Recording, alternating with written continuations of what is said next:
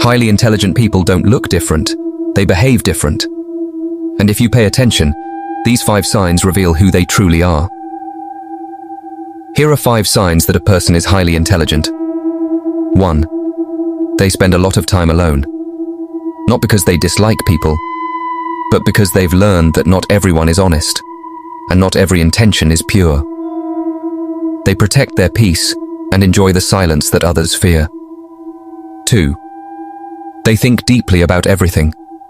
They reflect before they speak and act, not out of hesitation, but because precision matters. Their mind explores every angle. That's not indecision, it's sensitivity, clarity, and attention to detail. 3. They read people quickly and accurately. You can't fool them. A glance, a gesture, one careless word. That's all they need. Their intuition notices what others miss, and when they say, "I knew it," it's because they did. 4. They don't trust easily. They've seen too many masks to believe the first version of anyone. Their trust must be earned slowly. That's why their circle is small, quality over quantity, always. 5. They suffer, but they transform that pain. They never use their wounds to harm others. They rise, they refine, they grow. True intelligence is measured not by knowledge, but by character. They don't return harm because harming back is a weakness. They forgive, move on, and keep evolving. And here comes the most important part. Intelligent people don't need to prove anything. Their actions speak quietly, and their growth speaks the loudest. An intelligent person has no interest in controlling other people. The need to dominate, to be right, and to impose your will on others are signs of disconnection and a very low state of consciousness. Because a highly intelligent and awake person is mainly interested in understanding their own patterns, reactions, and depth.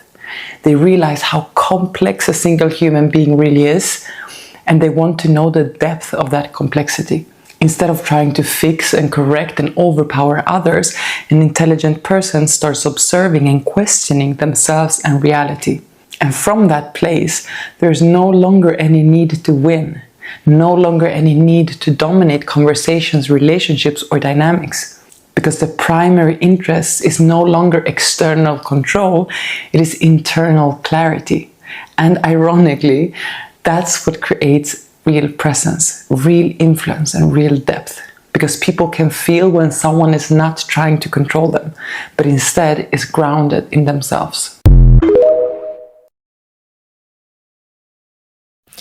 This lady just made a video and asked, why do intelligent people isolate themselves? And the reason why we isolate ourselves is because everybody's lying. Everybody be lying.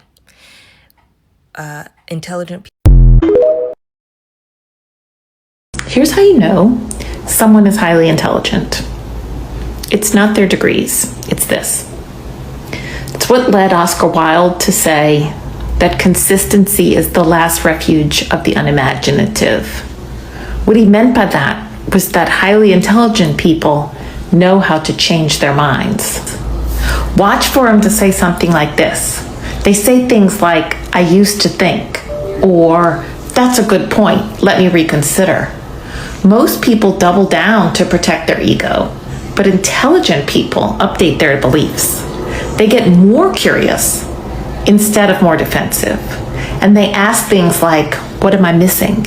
instead of trying to win an argument. They don't tie their identity to being right, and they treat being wrong like data, not humiliation.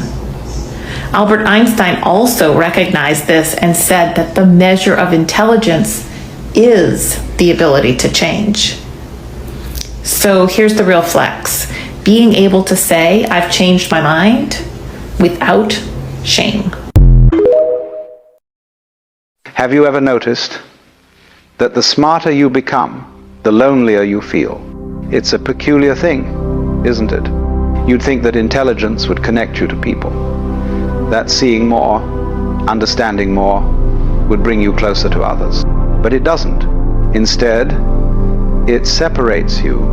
You walk into a room and everyone is laughing at something you don't find funny, talking about things that seem trivial, surface level, safe, and you smile, you nod, you play along, but inside you're somewhere else entirely. You're thinking about the conversation beneath the conversation, the patterns no one mentions, the questions no one's asking, and suddenly you realize you're alone. Not physically, but in every way that matters. This is the hidden cost of intelligence. The price nobody tells you about, the isolation that comes, not from being different, but from seeing differently. Let me tell you something about intelligent people. Something that might explain why you feel the way you do. Intelligence isn't just about knowing more, it's about perceiving more. Connecting dots that others don't see, following thoughts to their logical conclusions, even when those conclusions are uncomfortable. And here's the problem. Most people don't want to go there. They don't want to question the game. They want to play it. They don't want to examine the mask. They want to wear it. They don't want to wonder if the emperor has clothes. They want to complement the fabric. But you can't help it. You see the threads hanging loose. You notice the inconsistencies, the contradictions, the unspoken agreements everyone pretends are absolute truths. And when you point them out, even gently, even playfully, people get uncomfortable. Not because you're wrong, but because you're right. And being right about things people don't want to examine makes you dangerous. So they distance themselves. Not consciously, perhaps. Not maliciously. But they do. They stop inviting you to things. They keep conversations shallow around you. They call you intense or overthinking or too serious. And you learn to keep your thoughts to yourself. You learn to dumb it down, to speak in half-truths, to laugh at jokes you don't find funny, to nod along with opinions you don't share. You learn to hide, because full honesty, you've discovered, is social suicide.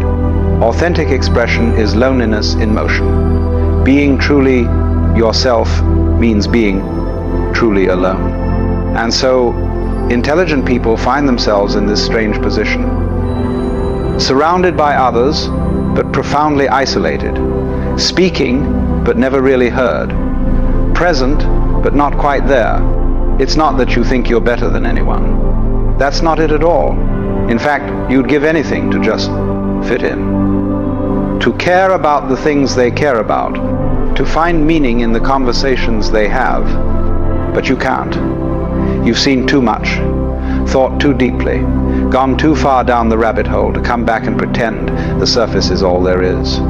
This is what people don't understand about intelligence. It's not a gift you can put down. It's not a switch you can turn off. It's a lens you see through permanently. You can't unsee patterns once you've seen them. You can't unknow things once you know them. You can't go back to simple answers once you've understood the complexity. And most people, they're still living in the simple answers, the clean narratives, the comfortable illusions. They believe what they're told to believe. They want what they're told to want. They fear what they're told to fear, not because they're stupid, but because it's easier, safer, less lonely. But you can't do that anymore. And that's why you're alone. Now, here's where it gets interesting. This loneliness you feel, this isolation, it comes in stages. And understanding these stages might help you realize you're not broken. You're just awake in a sleeping world. The first stage is confusion. You're young, perhaps, or newly aware, and you start noticing things don't add up. The adults are saying one thing but doing another. Society claims to value truth but punishes honesty. People preach kindness but practice cruelty when no one's watching.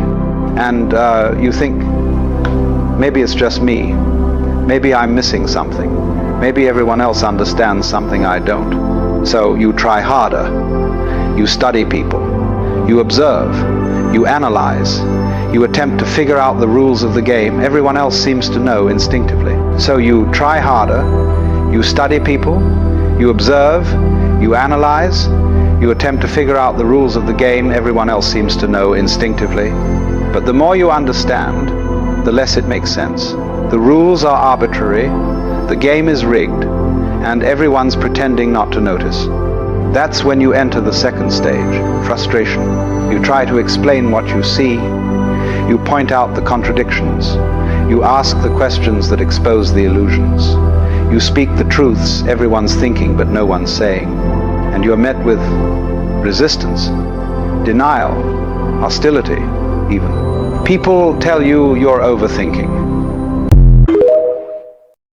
The point is, each of you has a different brain, but the school system treats you like you're all the same. They shouldn't be teaching you what to think, but how to think. The true sign of intelligence is not knowledge, but imagination. So, we should drop out of school and just imagine all day. Heavens no! The teachers at school can be a great resource for some kids, but stop seeing school as the only possibility for education. You were learning before you sat in a classroom, and you will continue to learn long after school. That's true. Most of the coolest stuff I've learned hasn't been at school, like how to set up lighting so I can film at night, and how scared my mom gets when I film at night.